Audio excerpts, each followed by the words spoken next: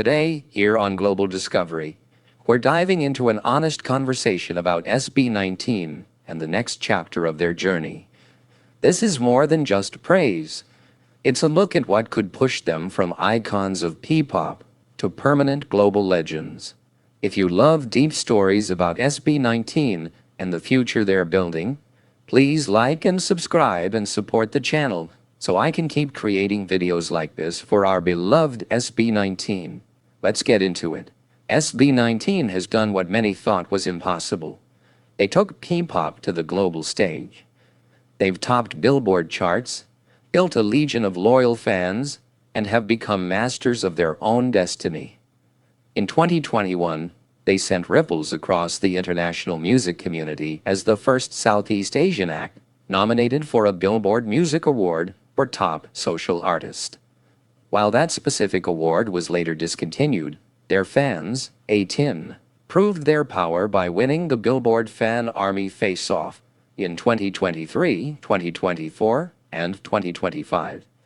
Media and fans have crowned them the kings of P-pop. Their concerts sell out, their music videos gain millions of views in hours, and they've even been named youth ambassadors for representing Filipino culture around the world. By all metrics, they've conquered their home turf and established a significant beachhead on the global shore. But there's a difference between being a global phenomenon and becoming a permanent musical legend. There's a gap between topping a trending chart and entering the permanent cultural lexicon, alongside acts that define generations. While SB19 has definitively won the battle for P-pop, the war for a lasting global legacy is a different kind of fight. It's a fight against being neatly categorized and against the glass ceiling that often separates regional superstars from undisputed global icons. Their success is secure, but their transcendence is not. While they have conquered their home turf, the next level of their legacy, the kind that puts them in the history books, depends on three critical changes. We're going to break down the shifts in their music, branding, and sustainability that will determine whether SB19 remains the kings of P-pop or ascends to join the ranks of global music royalty. This isn't a critique of their journey so far. It's a look at the roadmap for the legendary status they have the potential to achieve. Section 1. The first change. Evolving beyond the P-pop blueprint. The first area for evolution is in the very thing that defines them, their music. SB19's musicality is their greatest weapon.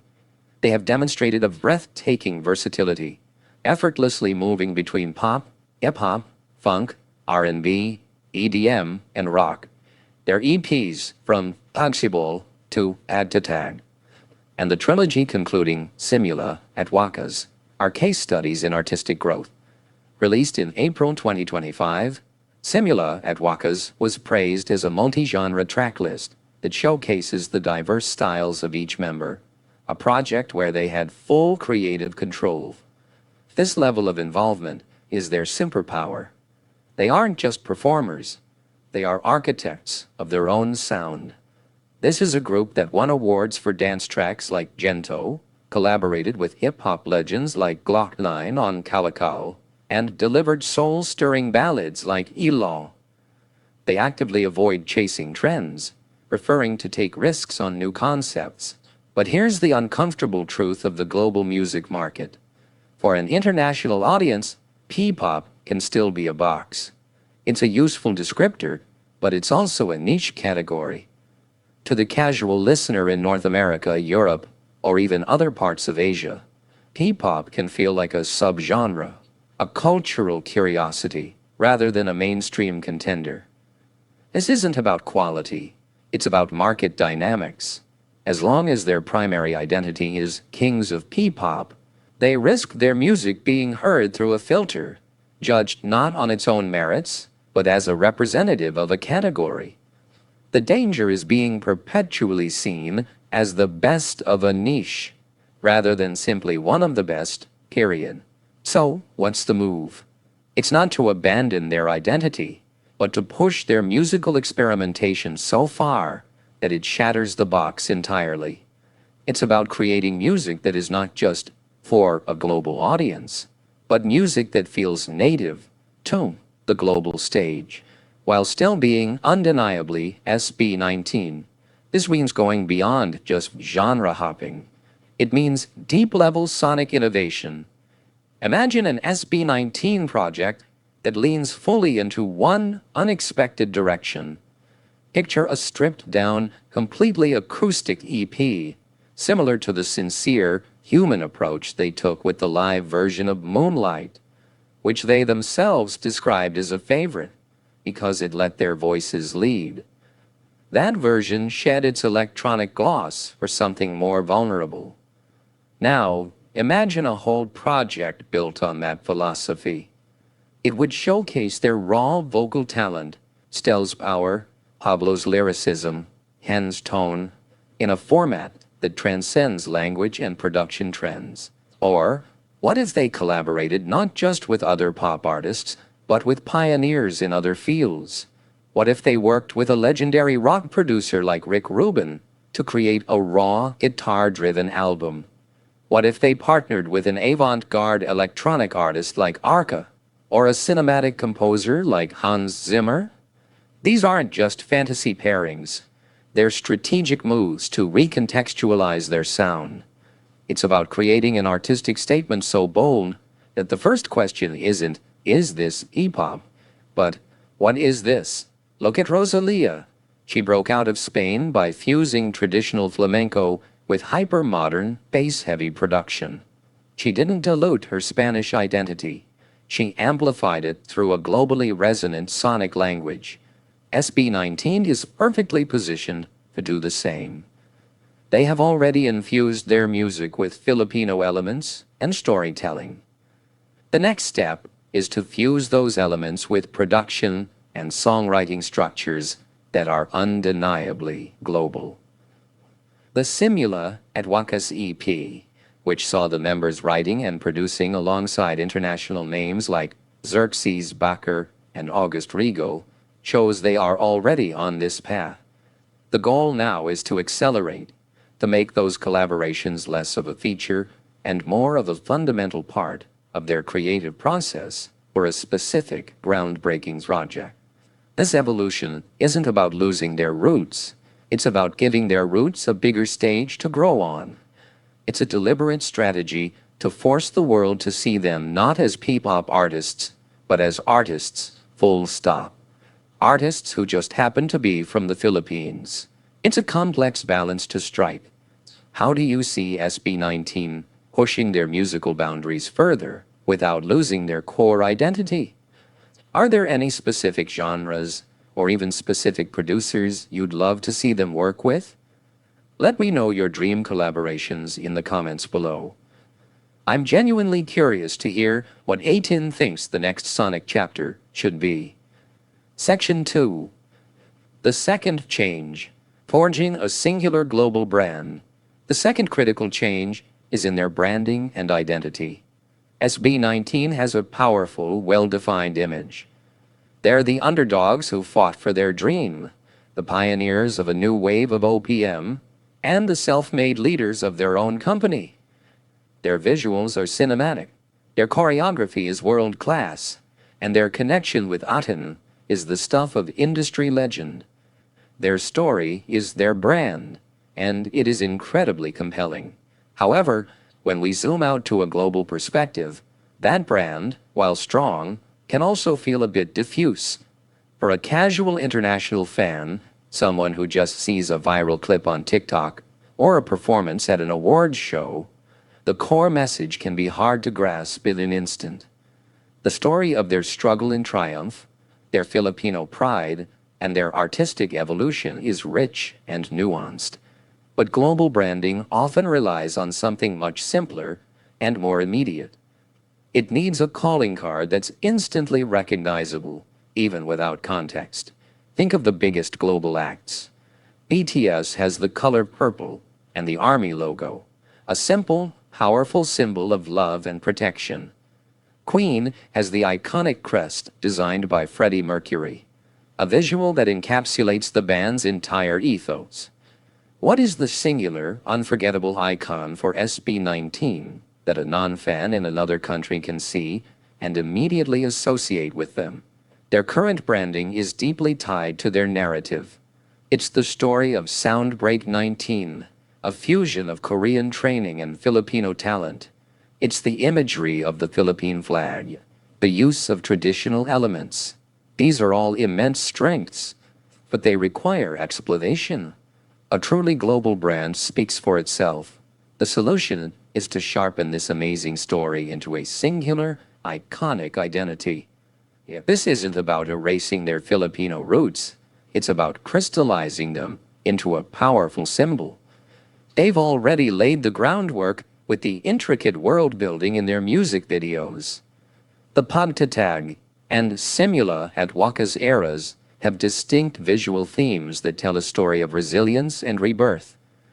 The next step is to elevate one of these elements into a permanent, overarching brand signifier. Could it be the Triskelion-like symbol from the pagtatag era, refined and integrated into all their future work? Could it be a new, simplified logo for 1Z Entertainment that becomes as recognizable as the Nike swoosh?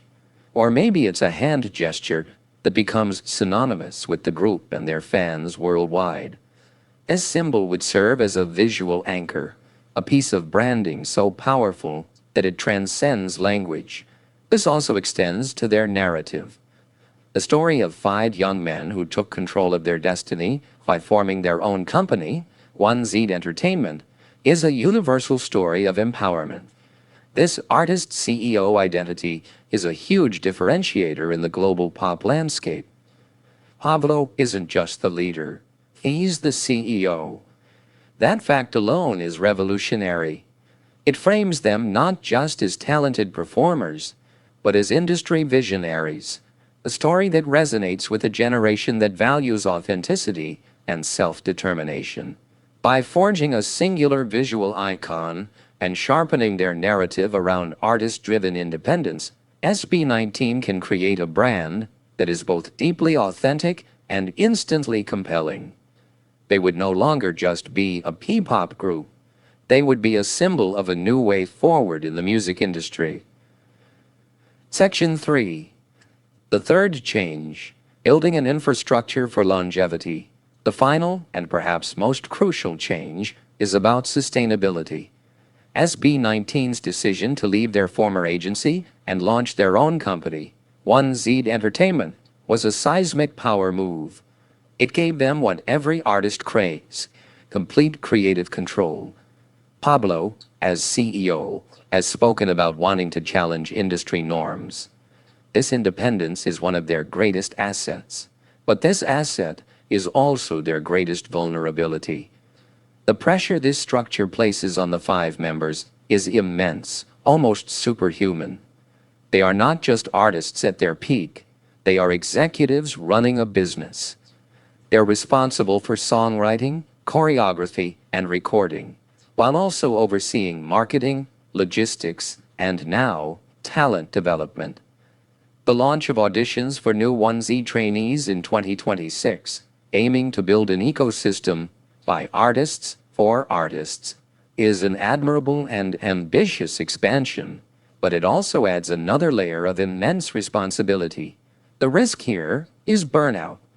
The history of the music industry is littered with brilliant artists who crumbled under the dual pressures of creativity and business.